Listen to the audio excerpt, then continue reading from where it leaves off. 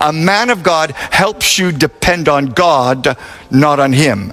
A man of greed wants you to depend on him so he can extract money from you. A lot of so-called prophets today charge people money for ministry. The more you pay, the more they pray. Today, many churches and prayer camps charge money for what they call consultation.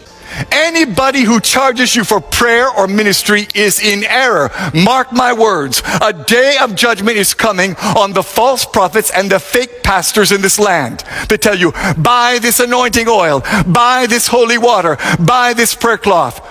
Do not be deceived. Jesus never sold any miracle, and neither did the apostles. We have to get back to the place today where we depend on Jesus and Jesus only. The cult of celebrity pastors must end.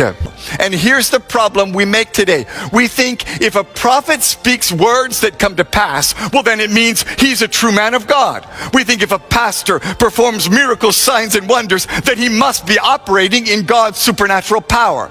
But the fact is, you can speak prophetic words that come to pass and still be a false prophet.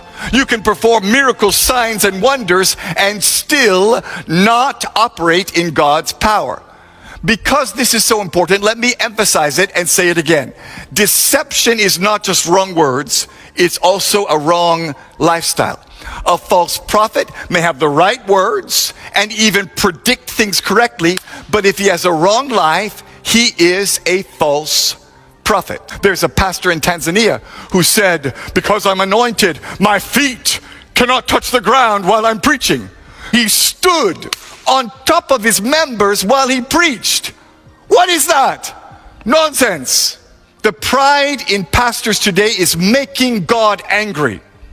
Pastors tell their members, bow down, kneel down, touch my feet. Stop it. Jesus and only Jesus must be glorified.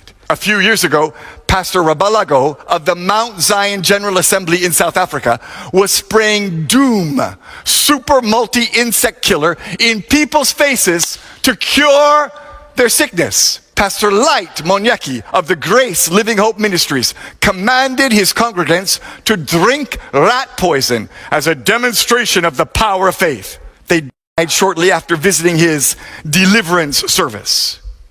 Ask yourself, where is that in the Bible? There's a great wave of error running through churches today. It's destroying pastors and ruining churches. It's causing men to backslide and making the gospel lose power. It's making a mockery of the truth and making men lose their faith. It's causing good Christians to turn from the truth and fall into sin. And the fact is, Jesus clearly tells us it will affect many. Many false prophets will come. Many men will be deceived. And friend, you need to know today that the greatest challenge for us as Christians in the end times is not persecution. It's not economic collapse or uncertainty in government. The greatest challenge we face today in the church is spiritual deception.